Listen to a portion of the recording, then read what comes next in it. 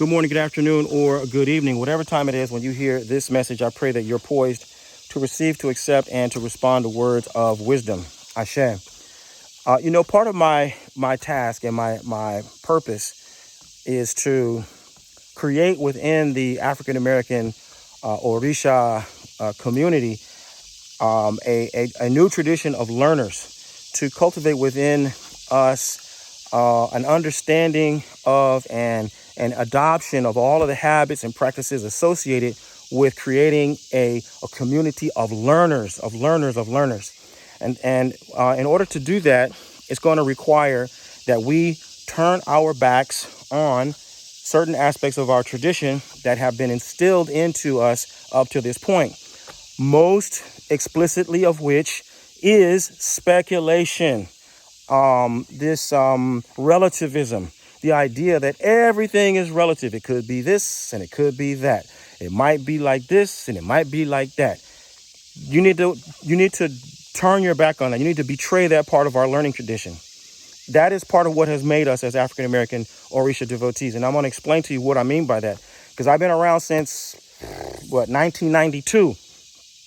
Since 1992, and I can tell you with absolute certainty that 1992 to definitely up to 2002, none of our predecessors had access to a full body of the sacred text, for example.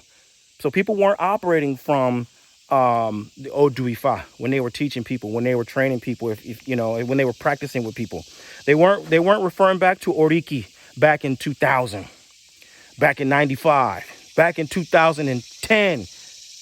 It was very, very, very, very rare that someone really had access to that kind of content. Almost nobody back in those days was even aware of the fact that there is a practice. We're not just accumulating things, we're cultivating a practice. People didn't understand that. And this is not a sideways diss to any of my predecessors, because it's because of them that I am where I am, especially Chief Yagbe Onilu.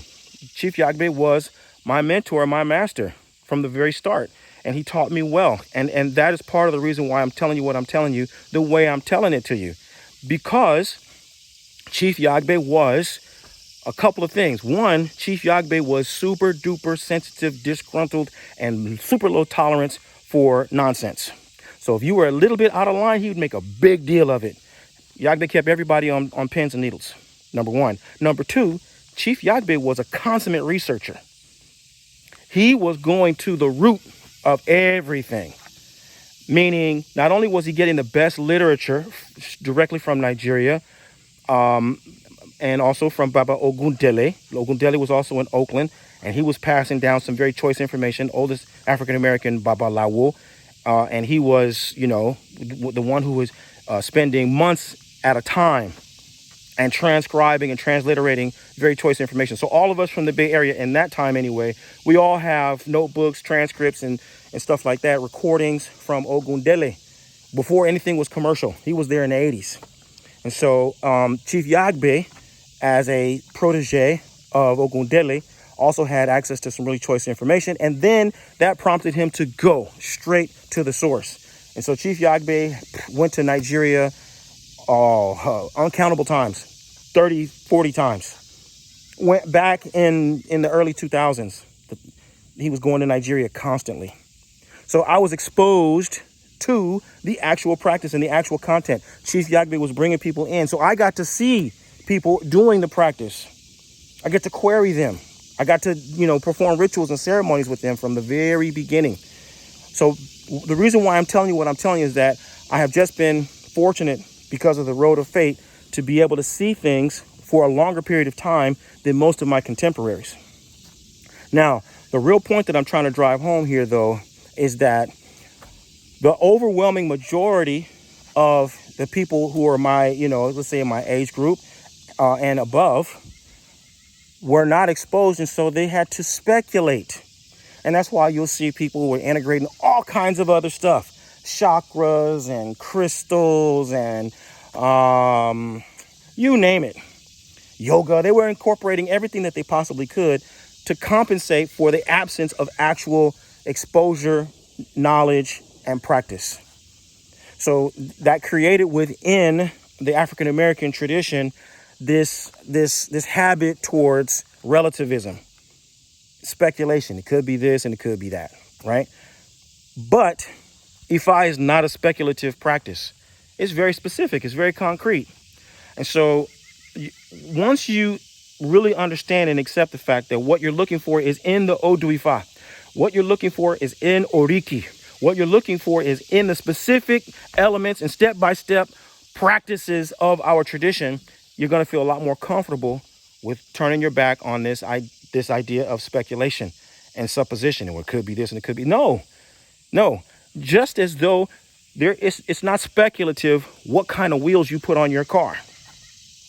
It's not speculative what goes into pound cake.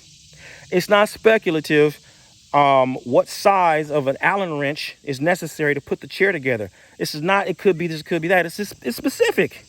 It's exact. You may not know exactly what it is, but you need to know that there is something exact. And you need to sit down and be patient and be still until you can get the answer. If you don't have the answer and you don't have the content, you don't have the structure, don't do it. And that's the big part of what you also are going to have to turn your back on. Stop faking it till you make it. Stop doing things that you're not qualified to do. Stop stepping into all kinds of arenas and opening your mouth to talk about things you don't know. Slow down and wait for people who actually know to give you the real, concrete, definitive answers. If you don't know, that means you don't have any business in there.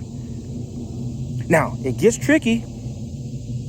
It gets tricky because at this stage in the game, a lot of our people back home in Nigeria, they'll muddle the message. They'll give you the idea that it is, subjective. Somebody may tell you, oh yeah, well maybe Yemoja is a river deity and maybe Yemoja is an ocean deity. No, she's not. That's not speculative. Yemoja is a river deity. Look at the Oriki. Look at the Odu. It'll tell you. Now, yeah, in Brazil, Yemoja is an ocean deity, but that only matters if you practice candomblé.